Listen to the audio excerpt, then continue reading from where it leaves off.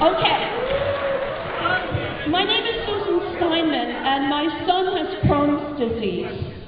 Because he was laid off from his job, he went without medication or doctor's care for 5 months until he found another job. And I think that as a person who's going on Medicare in about a month, the older people, we're set, we're pretty good. Medicare is a government program that is working.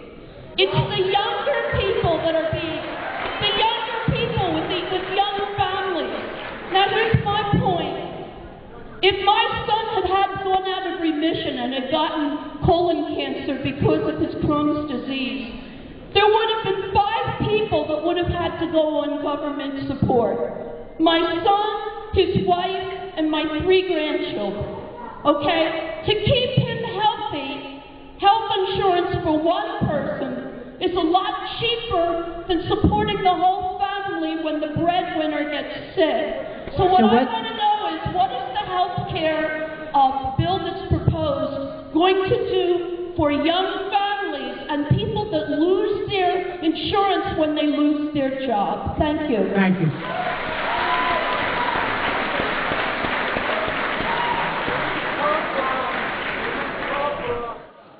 Thank you. First off, let me say, the situation that was just described is a situation that affects millions of families. And a young man with Crohn's disease who has a job that provides him with insurance and then loses that job, when he goes to get another job, under current law, not in New York State, but in 36 states, under current law, the insurance company can refuse to cover it.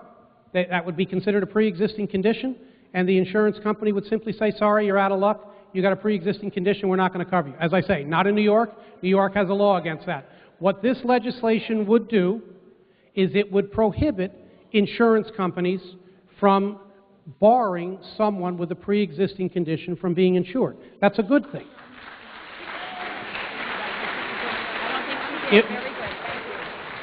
It would also prohibit insurance companies from dropping people when they get sick.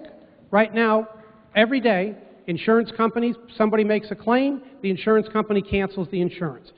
People pay their premiums. When the year runs out, the insurance companies refuse to renew because someone is sick and making a claim on their insurance. We would prohibit that. These are good things. And very important. Oh, I got one. Thank you. Very important for people to have coverage that they can count on. That's one of the most important elements of the bills that are working their way through Congress right now.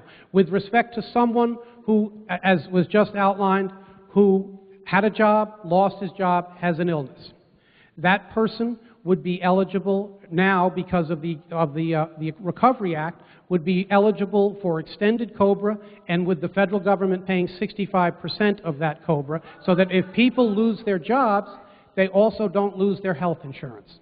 And so we're trying to help the people that are most in need of help, but we're also trying to guarantee coverage. 85% of Americans have coverage, but 85% of Americans don't have coverage that they can count on. We're trying to guarantee people that they can keep their coverage. Go ahead, sir.